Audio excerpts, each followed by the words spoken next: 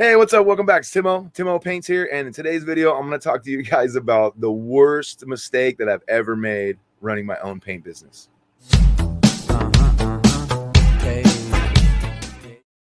All right, so this is story time, I guess. So basically, what I did is a while back, we went and did an old farmhouse, and it was a barn, the big barn, and they had recently laid brand new asphalt up to the barn, crispy black asphalt. Looks sweet, right? So I had a buddy come and help me, and he was kind of inexperienced. At the time, I believe he was a tile setter, but he came out and helped me on the weekend.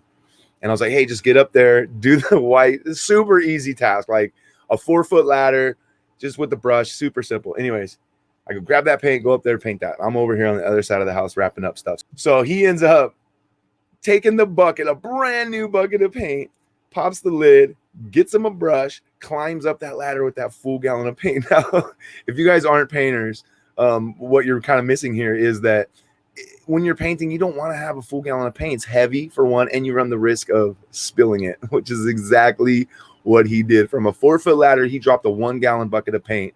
He maybe got one dip in the brush, was painting, and then as he was bringing his hand down, he knocked the pail. The pail fell down, spilled white paint all over. So I panicked, which you're not supposed to panic when you spill paint because it can always be fixed, but I panicked. We started scooping it up. He's running and getting the hose. Don't ever use a hose because all that's going to do is spread that stuff everywhere. Oh my gosh.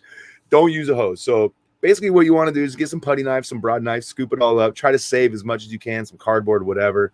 And then we tried to pressure wash the crap out of it. That wasn't working. We used some solutions and some treatments, and that didn't work. So ultimately I ended up having to pay a sealer to come in, and I think it cost me somewhere like $700 to get it repaired back to where the client was okay. But the client was pissed. Let me tell you, it was brand new asphalt. I don't know how much that cost or whatever, but he was not happy, and he never called me back. So you guys, it's just a little funny story time I want to share with you guys. If you guys are thinking about starting your own paint business, check out the links in the description below, and I'll see you guys in the next video. Peace.